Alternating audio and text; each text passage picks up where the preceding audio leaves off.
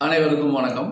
நான் உங்கள் ஜெயமனுகோபால். நாம் இன்னைக்கு பார்க்கக்கூடிய தலைப்பு சுக்கிரன், சந்திரன், செவ்வாய் ஒரு ஜாதகத்தில் எத்தகைய பலன்களை தரும் அப்படின்னு பார்க்கலாம்.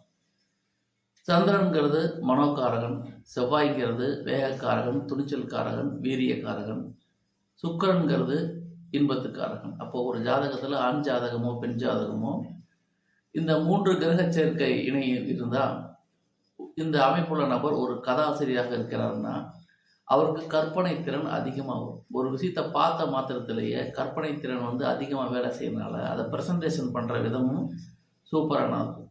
அப்போ கதை, கட்டுரை, பத்திரிகை துறை, டைரக்ஷன் இந்த மாதிரி துறையில் இருக்கிறவங்களுக்கு கிரியேட்டிவ் மைண்ட் அதிகமாக இருக்கும். காரணம் என்ன அப்படின்னா இந்த 3 கிரக சேர்க்கையும் எந்த விதத்திலும் பாதிப்பு இல்லாமல் இருக்கணும்.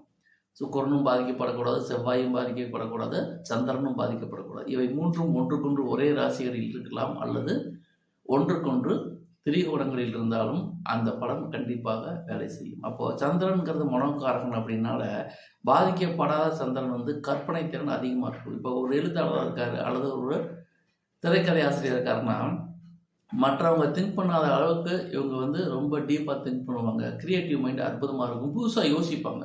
அரைச்சமாவே அரைக்காம புதுசாக யோசிக்கிறதுக்கு இந்த மனோகாரகன் சந்திரன் நல்ல நிலைமையில் இருக்கணும். செவ்வாய் அப்படிங்கிறது ஸ்பீடு. ஒரு விஷயத்தை பார்த்த மாதிரி டக்கு டக்கு டக்குன்னு அடுத்த ஐடியாலஜி இவங்களுக்கு கற்பனை திறன் ஊறிக்கிட்டே இருக்கும். ஒரு விஷயம் யோசிச்சாங்கன்னா அடுத்த ஸ்டெப் என்னங்கிறது அதிகமாக வந்துக்கிட்டே இருக்கும்.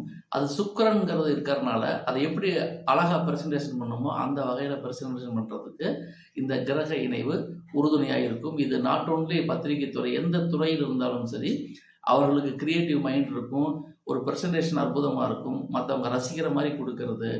எந்த துறையில் வேணாலும் இருக்கலாம். இவங்க சொந்த தொழில் பண்ணாலும் சரி, சம்பளத்துக்கு வேலைக்கு போனாலும் சரி, இவர்களை சுற்றி எப்பொழுதுமே ஒரு கூட்டம் இருக்கும். காரணம் என்னன்னா நல்ல விஷயஞானம் கொண்டவராக இருப்பார். ஒரு விஷயத்தை யார்கிட்ட எப்படி பேசணும் அப்படின்னு இங்கிதம் தெரிஞ்சவராக இருப்பார். ஆடுற மாட்டை ஆடி கறக்கிறது, பாடுற மாட்டை பாடி கறக்கிறது எப்படின்னு இவங்களுக்கு தெரியும். அதனால இவங்க எந்த துறையில் இருந்தாலும் இவங்க ஜெயிப்பதற்குண்டான வாய்ப்புகள் அதிகம். அதனால இவங்க பாஸாக இருக்கட்டும், இவருக்கு கீழே வேலை பார்க்குற சபார்டினேட்டாக இருக்கட்டும், இவரை விட மாட்டாங்க. காரணம் என்னன்னா இந்த மனிதர்கிட்ட விஷயம் இருக்குது. அப்போ சக்ஸஸ் எந்த துறையில் இருந்தாலும் சக்ஸஸ் வரும் பொழுது நம்ம ஜெயிக்கிற நபர்கள்ட்ட ஒட்டிக்கிறதுங்கிறது தப்பு கிடையாது இல்லையா?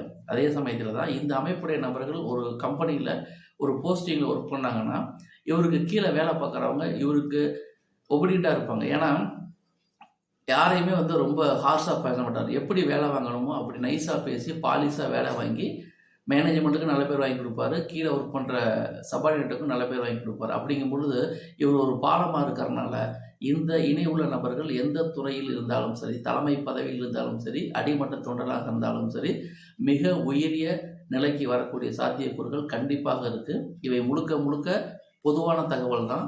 தனிப்பட்ட ஜாதகத்தை பொறுத்து அதில் உள்ள கிரக அமைவுகளை பொறுத்து பலன்கள் வேறுபடும் என்ற அடிப்படை உண்மைகளை நாம் மறந்துவிடக்கூடாது. இந்த கிரக இணைவு இருந்தாலுமே இந்த கிரகங்களுக்கு வீடு கொடுத்தவங்களும் நல்லா இருக்கணும், இந்த கிரகங்களுக்கு சாரம் கொடுத்தவங்களும் நல்லா இருக்கணும். வீடு கொடுத்தவர், சாரம் கொடுத்தவர், அந்த கிரகத்தின் தன்மை, இந்த 3ஐயும் டிபெண்ட் பண்ணி தான் ஒரு மனிதனுடைய வெற்றியாக இருக்கும் அப்படிங்கிறது நம்ம தெரிஞ்சுக்கலாம். தனிப்பட்ட ஜாதகமும் பொது பலனும் கண்டிப்பாக வேறுபடும். எனவே பொதுவான பலனை தனிப்பட்ட பலனோடு போட்டு குழப்பிக் கொள்ளாதீர்கள். உங்கள் ஜாதகத்துக்கு உண்டான பலன் வேறு, நான் சொல்வது அனைத்துமே பொதுவான பலன்கள் தான். நன்றி நேயர்களை. மீண்டும் அடுத்த பதிவில் வேறொரு தலைப்பில் உங்களை சந்திக்கின்றேன். அதுவரை உங்களிடமிருந்து விடைபெறுவது உங்கள் ஜெயம் வேணுகோபால். நன்றி, வணக்கம்.